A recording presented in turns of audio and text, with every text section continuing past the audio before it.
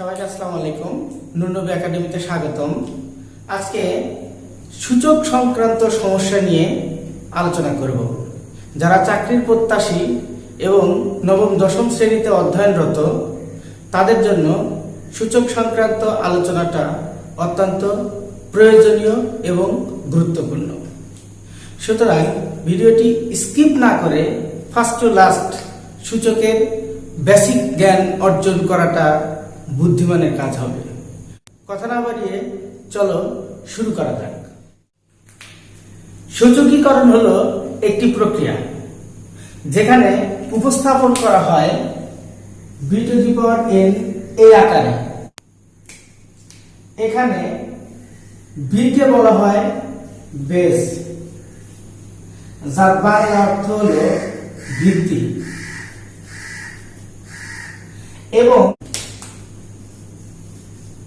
এই n কে বলা হয় পাওয়ার। n কেই বলা হয় এক্সপোনেন্ট। এই n কেই বলা হয় ইন্ডেক্স। পাওয়ার শব্দটি গ্রিক গণিতবিদ ইউক্লিড হিপোক্রেটিস কে অনুসরণ করে পাওয়ার শব্দটি প্রবর্তন করেন, এবং এক্সপোনেন্ট এই শব্দটি 1544 সালে মাইকেল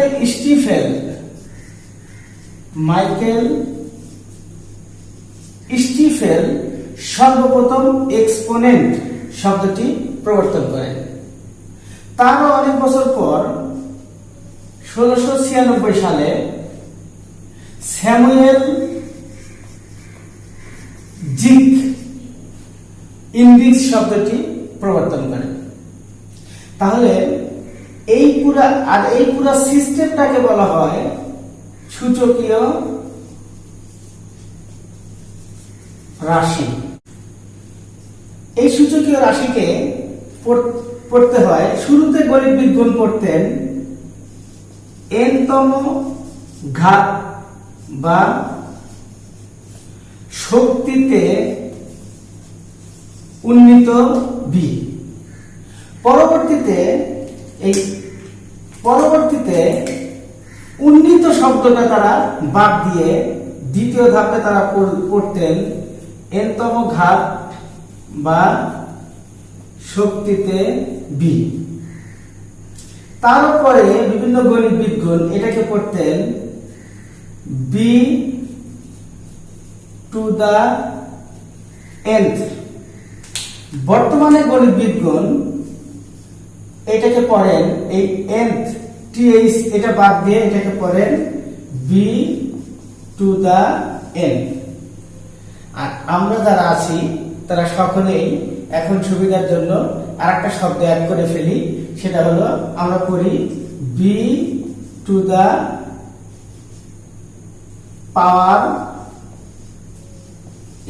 আসলে এই পাওয়ার শব্দটা আমাদের ব্যবহার করা ঠিক না, কারণ টু দাতেই পাওয়ার জিনিসটাকে বোঝানো হয়। এজন্য সঠিক উচ্চারণটা হলো b⁴n।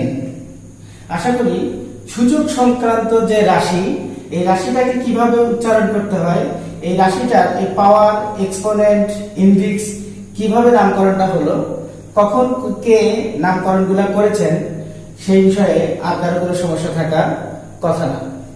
1600 শতকে বিজ্ঞানী রবার্ট রেকর্ডে কিছু পাওয়ারের নামকরণ করেছিলেন।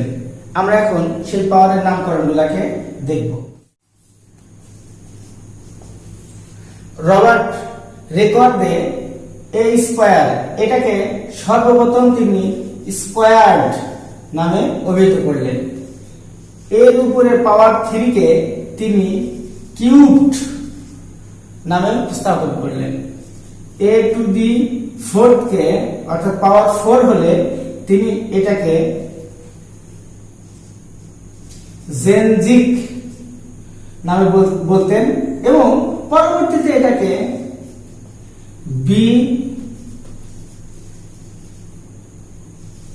b² বলা হতো। টু দা 5 কে তিনি বলতেন সুর সলিড, a টু দা 6 কে তিনি বলতেন জেনজি কিউব,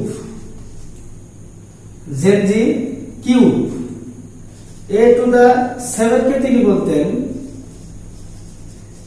সেকেন্ড সুর সলিড, a টু দা 8 কে তিনি বলতেন জেনজিক, জেনজি জেনজি জেনজিক।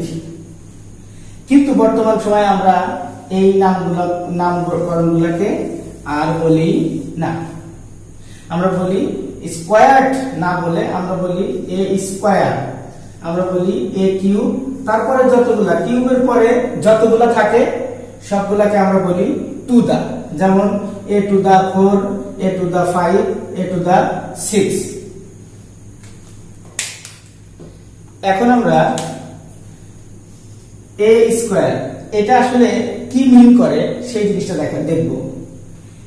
এ স্কোয়ার এটা বলতে এটা দুইবার গুণন আছে, অর্থাৎ এ এর পুনরাবৃত্তি হয়েছে দুইবার, তার মানে এ গুণন এ, এর ফলফসল হিসাবে আমরা লিখতে পারি এ স্কোয়ার। আবার এ কিউব এটার অর্থ হলো এ তিনবার আছে গুণন।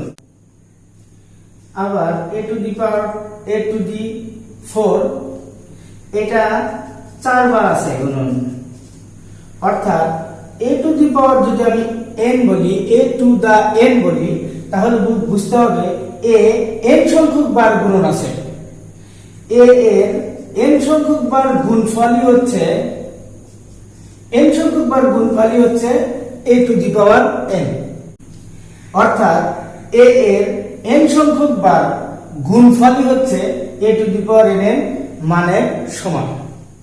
এখন আমরা সূত্রগুলোর ব্যাখ্যা দেখব।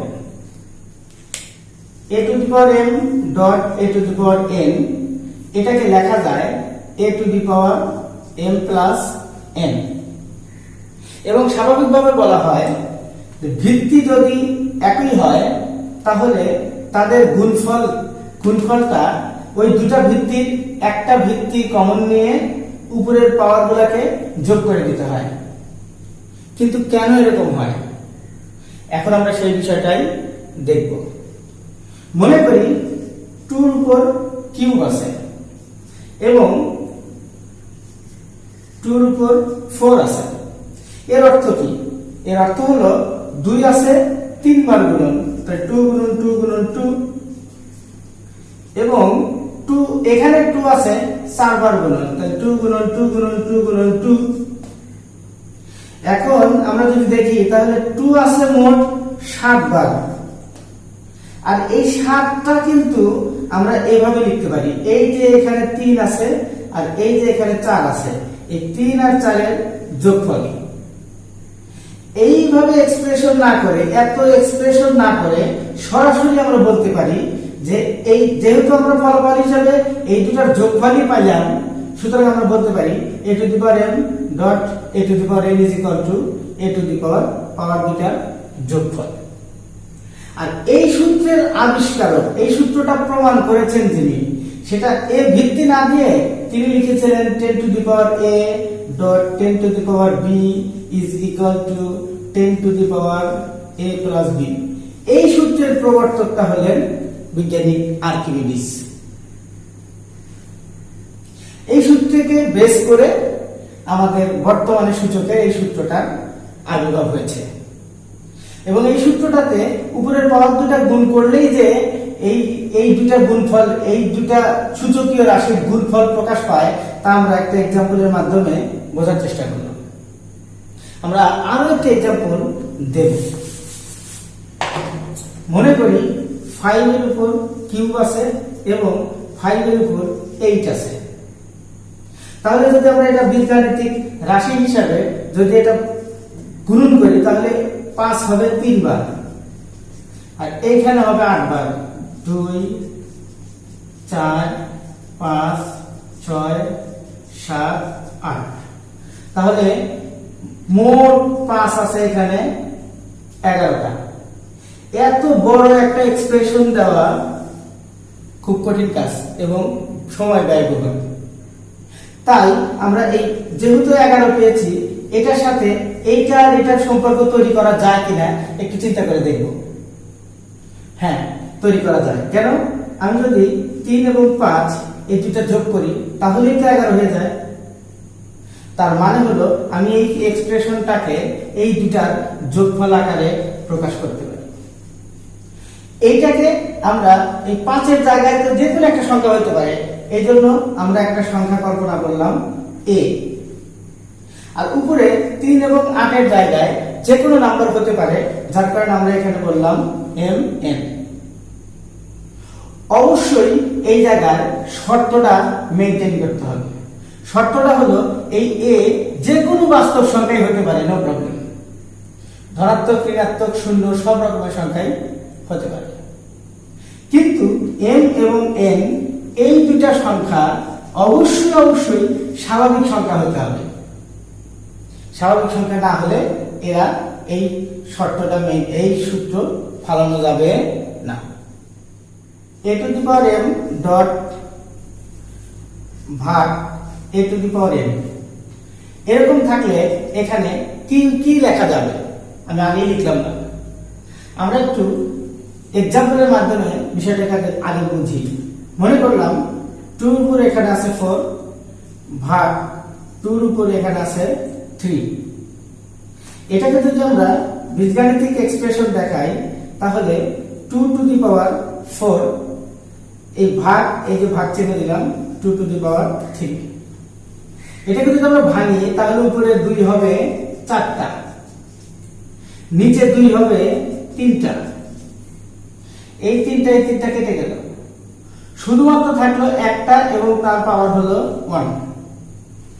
এখন আমরা চাচ্ছি এত বড় এক্সপ্রেশনটা না লিখে, যেহেতু শুধু 2 অবশিষ্ট থাকে, তাই আমরা সমান সমান দিয়ে এই 2টাই যেহেতু এই যে এখানকার বেস, তাই এই 2টাকে আমরা এখানে লিখলাম। আর এখন এই 1-এর সাথে এই দুইটা জিনিসের সম্পর্ক দেখানো যায় কিনা চেষ্টা করি। হ্যাঁ, সম্পর্ক দেখানো যায়। কেমন? 4 থেকে যদি আমরা 3কে বাদ দিয়ে দিই তাইলে তো 1 হয়ে যায়। এই ধারণাটাই এখানে অজানা কোনো সংখ্যার প্রতীক দ্বারাই বোঝানো হয়েছে। অর্থাৎ এই দুটা এর বেস 1 থাকলে একটা বেস মিলে এবং উপরের পাওয়ারগুলা ভাগের সময় বিয়োগ করে দিলেই আমাদের ফলাফলটা পেয়ে যাব। এই সূত্রটার ক্ষেত্রেও একটি গুরুত্বপূর্ণ শর্ত আছে।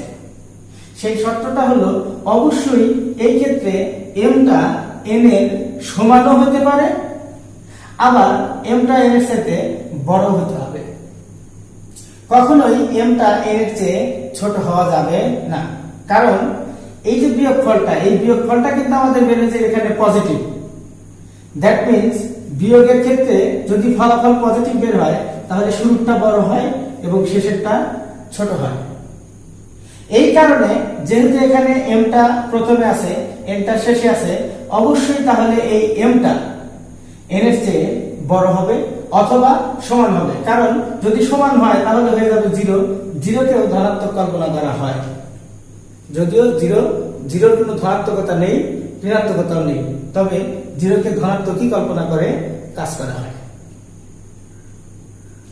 কিন্তু যদি এমন হয় যে 2 to the power 3 divided by 2 to the power 4 এরকম আছে, মানে উল্টা, নিচকাটাই উপরে উল্টাটাই নিচে, তাহলে আমাদের কেমন হবে দেখি। 2 গুণন 2 গুণন 2, নিচে হবে 2 গুণন 2 গুণন 2 গুণন 2। আমরা নিয়ম অনুযায়ী এই 3টাকে বাদ দিলাম। বাদ দিলে এইবার কিন্তু আমাদের নিচে থাকলো 2। এখন যদি আমরা এটাকে সূত্রের সাথে একটু সম্পর্ক তৈরি করানোর চেষ্টা করি তাহলে দেখো m এর জায়গায় আছে 3, n এর জায়গায় আছে 4, আর এই যে 2 তো আমাদের ফলাফল বের হলোই। তাহলে আমরা এইটা সমান সমান আরেকটা সূত্র দাঁড় করাতে পারতেছি, সেটা হলো 1 ভাগ a টু দি পাওয়ার এখানে যে 1টা আছে তার মানে কি খেয়াল করে দেখো, এখানে 1টা থাকার কারণে আমরা এখানে লিখব n মাইনাস m। কেন এরকম হলো? এটা তখনই সম্ভব যখন এই n এর মানটা m এর চেয়ে বড় হবে। আমরা জানি এর উপর পাওয়ার যদি 1 থাকে তাহলে a থাকে একবার গুণন, তাহলে 1 গুণন a। আমরা যদি a স্কয়ারটা লিখি তাহলে লিখতে হবে a গুণন a, মানে a আছে দুইবার গুণন। এটা মূলত আসলে আসে 1 গুণন a গুণন a। আবার আমরা যদি কিউব লিখি তাহলে লিখতে হবে a গুণন a গুণন a। অবশ্যই আবার আমরা যদি কিউব লিখি তাহলে লিখতে হবে 1 গুণন a গুণন a গুণন a। এইভাবে যত দূর যাওয়া যায় a তত সংখ্যক বার গুণন হবে। কিন্তু যদি a minus a to the power minus হয় তাহলে কেমন হবে? হ্যাঁ, তাহলে এইখানে ছিল যোগ যোগ, যার কারণে কিন্তু গুণন লেখা হয়েছে। এবার এখানে মাইনাস থাকার কারণে আমরা এটাকে গুণন চিহ্ন দেব, ভাগ চিহ্ন, আমরা এখানে ভাগ চিহ্ন দেব। a কত সংখ্যক বার ভাগ হবে? একবার। যদি a to the power minus 2 থাকে তাহলে 1 ভাগ এই a আছে কত সংখ্যক বার ভাগ? 2 বার, a ভাগ a। আমরা যদি এখানে 3 দেই তাহলে লিখতে হবে a ভাগ a ভাগ a ভাগ a। এখন আমরা এই ভাগফলটাকে একটু আমাদের মতো করে দেখি। 1 গুণন, আমরা জানি ভাগকে যদি গুণন আকারে লিখি তাহলে নিচের যে সংখ্যাটা সেটা যাবে উপরে আর উপরেরটা আসবে নিচে। নিচে কিছু নাই মানে 1, তার মানে 1 বাই a। ফলাফলটা দাঁড়ালো 1 বাই a। এটাকে যদি দেখি তাহলে হবে 1 গুণন এই যে 1 বাই a গুণন, এটা কাজ করলে হবে 1 বাই a, উপরে 1, নিচে কিন্তু a আর a গুণন করলে স্কয়ার, কারণ এই যে আমরা এখানে দেখেছি a এবং a গুণন করলে স্কয়ার।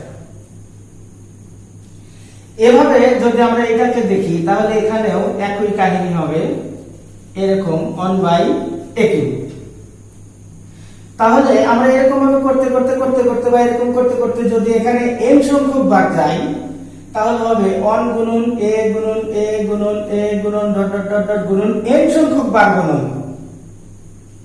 ঠিক অনুরূপ ভাবে যদি আমরা এখানে a to the power minus n পর্যন্ত যাই তাহলে হবে 1 ভাগ a ভাগ a ভাগ a ভাগ dot dot dot dot dot n সংখ্যক বার a ভাগ।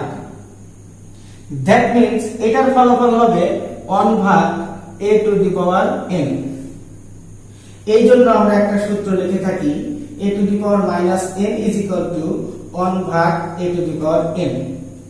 কেন এরকম হলো আশা করি আমরা বুঝতে পেরেছি। তার মানে হলো এইখানে যদি n থাকে এবং তার সামনে যদি মাইনাস থাকে তাহলে আমরা অবশ্যই 1 ভাগ আকারে লিখে এই যে বেসটাকে বেস করব, পাওয়ারটাকে পাওয়ার করে দেব এবং অবশ্যই সেটা পজিটিভ।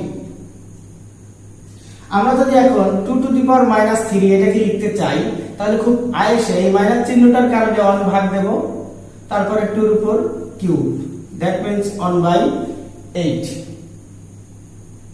খুব ইজিলি আমরা এই সূত্রটাকে, সূচকের সবচেয়ে গুরুত্বপূর্ণ একটি সূত্র যা সবসময় ব্যবহার করতে হয় সেটা দেখব। a to the power 0 is equal two 1। যেখানে কন্ডিশনটা খুবই গুরুত্বপূর্ণ, কন্ডিশনটা হলো a কখনো 0 হওয়া যাবে না। এখন আমরা একটু খেয়াল করে দেখি এটা কেন হলো। এটার পরিবর্তে আমরা কিন্তু লিখতে পারি যে a to the power n minus n, কারণ a টু দি পাওয়ার 0 এটাকে আমরা a to the power n minus n লিখতে পারি, কোনো সমস্যা নাই তো। কেন? কারণ আমরা এই মাইনাস n থেকে প্লাস n যদি বাদ দেই তাহলে a টু দি পাওয়ার 0 হবে। এখন আমরা কি জানি, ওই যে কিছুক্ষণ আগে দেখলাম a to the power m ভাগ a to the power n সমান সমান ভাগ অবস্থায় থাকলে m আর n এটা কি হয়? বিয়োগ হয়। তো যেহেতু n মাইনাস n আছে তাহলে আমরা a to the power n এই বিয়োগ চিহ্ন থাকার কারণে ভাগ চিহ্ন দিলাম, a to the power n লিখতেই পারি। এখন এটা আর এটা কেটে গেলে কত থাকে? 1। সুতরাং আমরা বলতে পারি a to the power 0 is equal to 1। কোনো সমস্যা নেই, খুবই গুরুত্বপূর্ণ একটি সূত্র। এই সূত্রটা পরীক্ষাতে বারবার আসে এবং অনেক অঙ্ক করার ক্ষেত্রে এটাকে ব্যবহার করতে হয়। এখন আমরা a b whole to the power m এটা সমান কি লিখতে পারি, কি সূত্র হতে পারে সেটা একটু দেখব। মনে করলাম 2 into 3, এইটার উপরে পাওয়ার আছে 4। এটার অর্থ কি? এটার অর্থ হলো যেমন a to the power n, এটার অর্থ হলো a আছে n সংখ্যক বার গুণন, a আছে n সংখ্যক বার গুণন।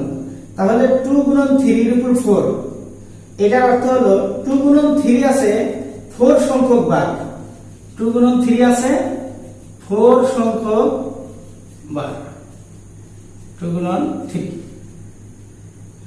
এখন এখানে 2 আছে কয়টা? 1 2 3 4, তাহলে 2 টু দি পাওয়ার 4 গুণন এখানে 3 আছে কয়টা? 4টা, তাহলে 3 টু দি পাওয়ার 4। তাহলে আমরা কি বলতে পারি না যে এই যে এখানে খেয়াল করে দেখো, এই যে 4, এই 4টাই কিন্তু 4, এই যে এখানকার এই 4টাই এখানে, আর এই যে 2 এটা, এই যে 3 এটা।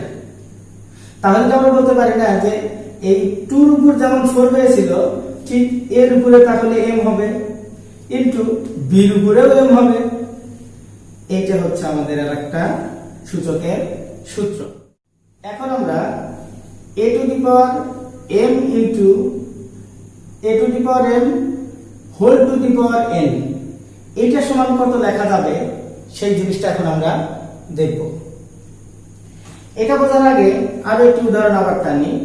মনে করলাম 2 স্কয়ারের উপর 3 আছে, হোল টু দি পাওয়ার 3 আছে। এটার অর্থ কি? এটার অর্থ হলো 2 স্কয়ার 3 বার গুণন আছে। গুণনের ক্ষেত্রে আমরা যদি দেখি তাহলে আছে এখানে একটা, এখানে একটা, এখানে একটা। তাহলে দেখো একটা 2 নিলাম, উপরের 3টাই কি যোগ, তাহলে ফলাফলটা কত দাঁড়ালো? 6। এই 6টা কিন্তু খেয়াল করে দেখো, এই যে 3 আর 2 এই দুটার গুণফল। তাহলে আমরা এই আকারের জিনিসটাকে লিখতে পারবো m আর n এটার গুণফল। অর্থাৎ কোন পাওয়ার এবং পাওয়ারের পাওয়ার থাকলে তারা পরস্পর গুণ হবে। এতটুকু এক্সপ্রেশন না করে আমরা সরাসরি সংক্ষেপে এটা সূত্র আকারে বলতে পারি। এখন আমরা সূচকের অত্যন্ত গুরুত্বপূর্ণ দুটি সূত্র দেখব। প্রথম সূত্রটা হলো a to the power x is equal to a to the power y। যদি কখনো এরকম হয় তাহলে আমরা লিখতে পারবো x is equal two y। অর্থাৎ দুটি ভিত্তি যদি সমান হয় একটা সমীকরণে, সূচকীয় সমীকরণে ভিত্তি দুটো যদি এক থাকে এবং তাহলে উপরের পাওয়ারটা পরস্পর সমান হয়। এই টপিকটা নিয়ে প্রশ্ন আসে এরকম যে এইটা সমান সমান এত, এই x is equal two y আমরা লিখতে পারবো নিচের কোন শর্তে? শর্তটা হলো এই এর মানটা অবশ্যই 0 এর চাইতে বড় হতে হবে, মাইনাস কোনো ভ্যালু হলে হবে না। এবং 0 এর চেয়ে বড় তো 1 আছে, কিন্তু 1 হওয়া যাবে না, কারণ দেখো 1 হলে 1 টু দি পাওয়ার x মানে 1, 1 টু দি পাওয়ার y সমান 1। তার মানে আমরা পেয়ে যাব তখন 1 is equal two 1, x is equal two y কিন্তু পাবো না। এই জন্য এর মানটা 0 এর চাইতে বড় হওয়া যাবে, ঠিক আছে, কিন্তু 1 হওয়া যাবে না। এই শর্তটা কিন্তু এই সূত্রের জন্য খুবই গুরুত্বপূর্ণ। আবার আমরা দ্বিতীয় নম্বর সূত্রটা দেখব। এইবার পাওয়ারটা ঠিক রাখবো, সেম হবে, ভিত্তিটা ভিন্ন হবে। তাহলে আমরা সূত্র লিখতে পারবো a is equal two b। এখানে গুরুত্বপূর্ণ শর্তটা হলো এই এর মানটা অবশ্যই 0 এর চাইতে বড় হতে হবে এবং b এর মানটাও 0 এর চেয়ে বড় হতে হবে। আর এই যে x টা যে আছে, এই x not is equal two 0, x টা কখনো 0 হওয়া যাবে না। কেন? কারণ x যদি 0 হয় তাহলে আমরা পাবো a to the power 0 is equal two 1, আবার b to the power 0 is equal two 1। আমরা পেলাম 1 ইজ ইকুয়াল টু 1, কখনোই a is equal two b পেলাম না। এই জন্য এই সূত্রে এই শর্তটা খুবই গুরুত্বপূর্ণ শর্ত। এখন আমরা n-তম মূল নির্ণয় করব। আমরা একটু দেখি, 5 এর উপর স্কয়ার দিলে আমরা পাই 25। এই কথাটার অর্থ হলো 5 এর বর্গ হলো 25। আবার তাহলে 25 এর বর্গমূল কত? 25 এর বর্গমূল কিন্তু স্কয়ারের নিচে যেটা থাকবে, মানে স্কয়ারের ভিত্তি যেটা, সেটা কিন্তু হবে তার কি বর্গমূল। যদি আমরা এটা বুঝে থাকি তাহলে একটু খেয়াল করে দেখি, আমরা যদি 5 টু দি পাওয়ার হাফ লিখি এবং এর বর্গ 5 টু দি পাওয়ার হাফ এর বর্গ আমরা পাবো হচ্ছে এটার স্কয়ার। কিছুক্ষণ আগে আমরা দেখেছি এই পাওয়ার আর পাওয়ার পরস্পর গুণন অবস্থায় থাকে, তাহলে হাফ ইনটু 2, তার মানে 2 আর এই 2 কাটা গেলে শুধু কি থাকবে হাফ। একটু খেয়াল করে দেখতে হবে মনোযোগ সহকারে। তাহলে √5 হাফ এর বর্গ যদি 5 হয়, তাহলে অবশ্যই 5 এর বর্গমূলটা হবে হচ্ছে 5 টু দি পাওয়ার হাফ। আর এই হাফটাকে লেখা হয় রুট চিহ্ন। তার মানে আমরা পেলাম রুট যদি কখনো উঠায় দেই পাওয়ারে, রুট উঠায় দিলে পাওয়ারের ঘরে লিখতে হবে হাফ। ওরকম যদি ঘন হয়, যেমন a কিউব এত a 1/3, এত এর ঘন হলো, এত এর ঘনটা হলো a, আর এটা কেটে গেল, তাহলে আমরা লিখতে পারি a এর ঘনমূল, a এর ঘনমূল হবে a 1/3। আর এটাকে প্রকাশ করা হয় হলো এই থার্ড রুট দ্বারা। কি দ্বারা? Third root. এরকম যদি 3 না থেকে যদি a to the power 1/n থাকে, তাহলে a to the power 1/n থাকে, তাহলে এটাকে প্রকাশ করা যায় nth রুট a। তার মানে বোঝা গেল রুটের উপরে এই জায়গায় যে সংখ্যাটা থাকবে, এটাকে উঠায় দিতে চাইলে পাওয়ার হিসাবে হয়ে যাবে 1/n। এখন যদি রুটের এখানে 4 থাকে, তাহলে এটাকে উঠায় দিতে চাইলে আমাদের লিখতে হবে 1/4। আশা করি ব্যাপারটা বুঝাইতে পেরেছি। আমরা এখন এই কনসেপ্টগুলোকে কাজে লাগিয়ে বোর্ডে দেখানো এই 6টি অঙ্ক সমাধান করব, অর্থাৎ এই 6টি অঙ্কের মান নির্ণয় করব। অঙ্ক নাম্বার 1 নাম্বার অঙ্কে কি বলা আছে? 7 কিউব গুণন 7 to the power -3 divided by 3 গুণন 3 টু দি পাওয়ার -4। সূত্রের নিয়ম অনুযায়ী, সূচকের নিয়ম অনুযায়ী এই যে 7, এই যে 7, দুটো ভিত্তি এক হওয়ার কারণে এই জায়গায় দিলাম 7, একটা 7, এবং গুণন চিহ্ন থাকার কারণে উপরের পাওয়ার গুলো হবে যোগ। নিচে এটাও 3, এটাও 3, একটা 3 নিলাম, গুণন চিহ্ন থাকার কারণে উপরের পাওয়ার গুলো হবে যোগ। তাহলে 3 প্লাস মাইনাসে -3, 3 1 প্লাস মাইনাসে -4, আমরা পেয়ে গেলাম 7 to the power 0, 3 two the power -3।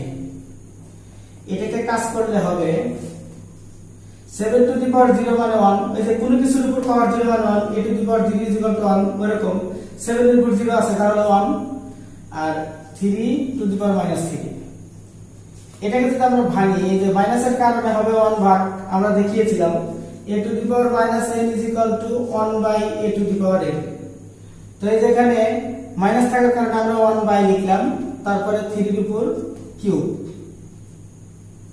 এখন এটাকে যদি আমরা কাজ করি তাহলে হবে 1/3 এর উপর কিউব মানে 27।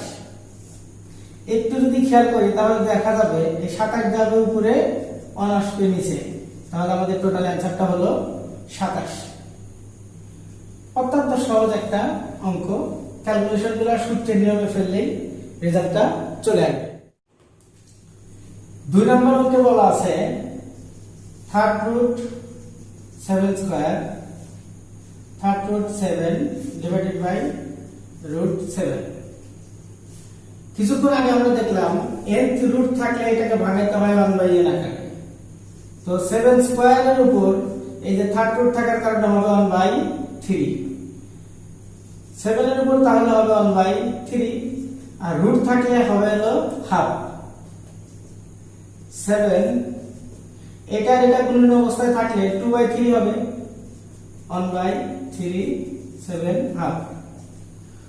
উপরে যদি আমরা কাজ করি তাহলে 7 এই পাওয়ার আর এই পাওয়ার যোগ হবে 2/3 প্লাস 1/3, নিচে হবে 7 টু দি পাওয়ার হাফ।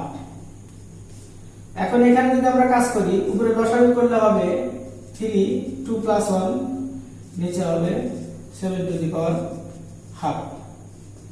উপরে হবে 2 এর আগে 3 আর 3 কেটে গেলে হবে কত 1। এটা 7 এটাও 7, একটা 7 নিলাম। নিচ থেকে উপরে যাওয়ার কারণে অর্থাৎ ভাগ থাকলে পাওয়ার কি হয় বিয়োগ হয়। এই যে a to the power n ভাগ a to the power n আমরা লিখেছিলাম m মাইনাস n। তো আমরা এই যে m মাইনাস n লিখলাম, ঠিক ওই সূত্রটা এখানে অ্যাপ্লাই করব। এই যে 7 7 ভাগ অবস্থায় আছে, যার কারণে নিচ থেকে উপরে যায় মাইনাস হলো। একের ভিতরে তার হাফ বাদ দিলে হাফ, হাফটাকে আমি রুট 7 আকারেও লিখতে পারি। এই তো খুব ইজি আছে। এখন দেখব 3 নাম্বার। 3 নাম্বার অঙ্কটা অনেক চাকরি পরীক্ষাতে আসে। 2 to the power -1 5 to the power -1 whole inverse 1। আগে ব্র্যাকেটের ভিতরে কাজ করতে হবে। এই যে মাইনাস থাকার কারণে হাফ, এই যে মাইনাস থাকার কারণে শুধু 5। 2 এর উপর দিলে চলে না দিলে চলে, 5 এর উপর দিলে চলে না দিলে চলে। এখন এটাকে লসাগু করলে হবে 10, 5 প্লাস 2 7/10 ইনভার্স 1। এখন এটাকে আমরা লিখব 10/7। এখানে একটা সূত্র আমরা মিস্টেক করে ফেলেছি, সূত্রটাকে একটু দেখাই।